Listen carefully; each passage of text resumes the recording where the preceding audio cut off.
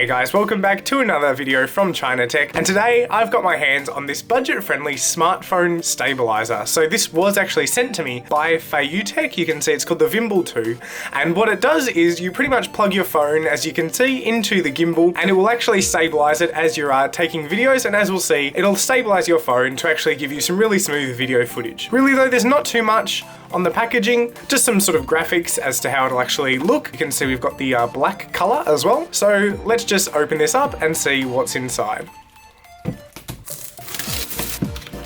So just sliding it out, and you can see we have this little box, I suppose. It's sort of in this protective packaging. So if I open up this box, you can see, there we go. Inside we have the three different parts of our gimbal. So this is obviously the actual main unit itself. Here though, it looks like we have some accessories. So in here it looks like we have a micro USB cable, some sort of little strap to make sure we don't drop it. And then it looks like maybe these are the cables to actually connect our device into the gimbal. This looks like just a little tripod adapter that we can plug into the bottom of the gimbal. And here is the actual unit itself. So I'll pull it out. You can see it's all sort of floppy now because we obviously haven't turned it on. So just looking up close, you can see we have a little control panel for the gimbal. We have this little joystick to move it around, this little button here to presumably maybe take some photos, and then a record button to start the video capture as well. You can see on the side we just have a micro USB port to charge it up, and then on the other side it looks like we have this sort of slider. On the back we just have this button as well, but really it's quite a simple construction. If you've seen any other camera gimbals, this looks very similar, but really that's all there is to the actual device. Now all we have to do is actually get my phone connected, get it all set up, and we can test out how it actually performs. Alright, so you can see all I've done is slid my phone into it, and now I'm pretty sure all we need to do is turn it on. I'll just press this button down here, turn it on, and there we go. So you can see it's actually on, it's actually stabilizing my phone. If I move it around, you can see it's doing a pretty good job of keeping it in the same position, and now I can use this joystick to actually pan and tilt my phone back and forth as well. So what I might do is take this outside, I'll bring my camera with me, and we'll see just how good the stabilization on this gimbal actually is. Alright, so I've just come outside. You can see I've got the gimbal set up, I've got the little tripod feed out so we can stand it up. I've plugged my phone into it, and now all I have to do, if I press and hold the on button,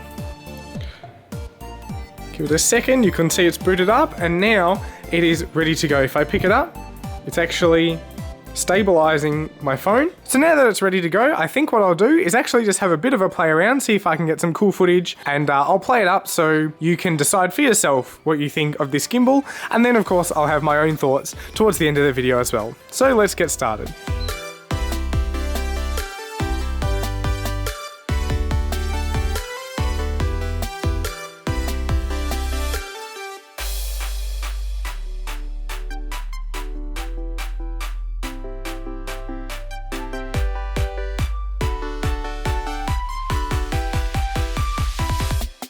Yeah.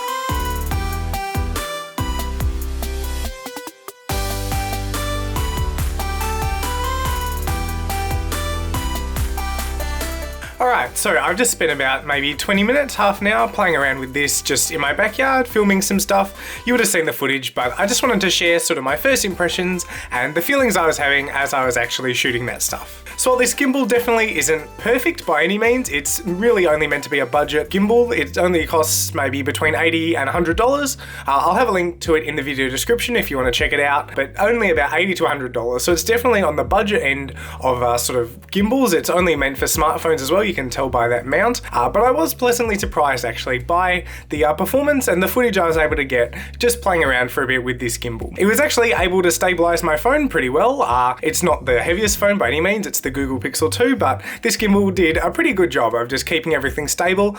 I did notice that if I tried to do any sort of crazy fast movements, or if I used the joystick to go sort of right to the edges of its range, I would actually struggle a bit. It sort of does like a wobble where it can't quite stabilize it, but that was pretty rare. Overall, I think it did a pretty good job. Combined with the inbuilt video stabilization in most phones nowadays, and a setup like this is pretty much guaranteed to give you some pretty smooth video footage. On the other hand, the controls were a little bit of a pain to deal with.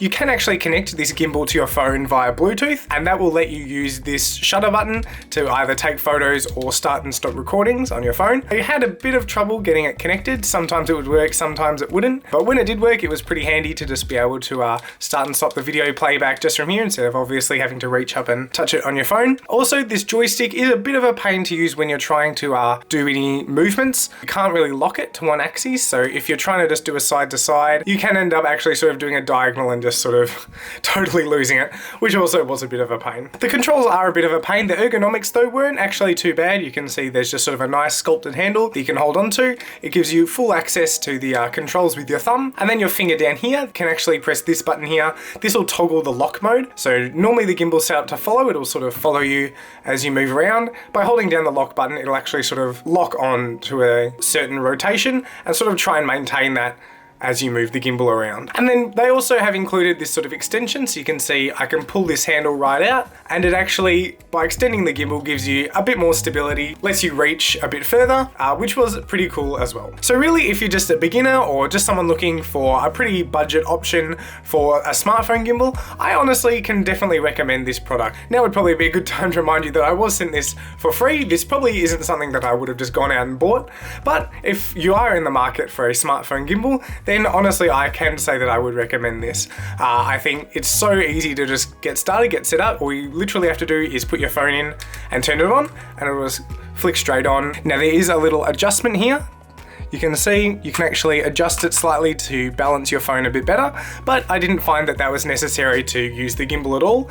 It's just sort of a fine-tuning thing if that's what you want. But yeah, overall I think this gimbal helped me to get some pretty smooth footage. I think it looks pretty good, and I think I'm definitely going to hold on to this and maybe even use it to help film my videos. I just really like the added stability it gives you, as well as sort of opens up a few different options for sort of video shots. You can do some cool little movements that you wouldn't normally be able to do just with your hands or anything. And so for that, I think I can definitely recommend this gimbal. Really though, that just wraps up my sort of impressions and review of this Feiyu Vimble 2. As I said before, I'll have a link to it in the video description if you want to check it out. And if you did enjoy this video, don't forget to leave a like and subscribe down below. If you want to see some more videos on this Vimble 2, then leave those suggestions in the comment section, and if they get suggested enough, then you can be sure that I'll be making a video on those as well. Apart from that though, that pretty much wraps up my review, so I'll leave it here. Thank you for watching, don't forget to leave a like and subscribe down below, and I'll catch you in the next video.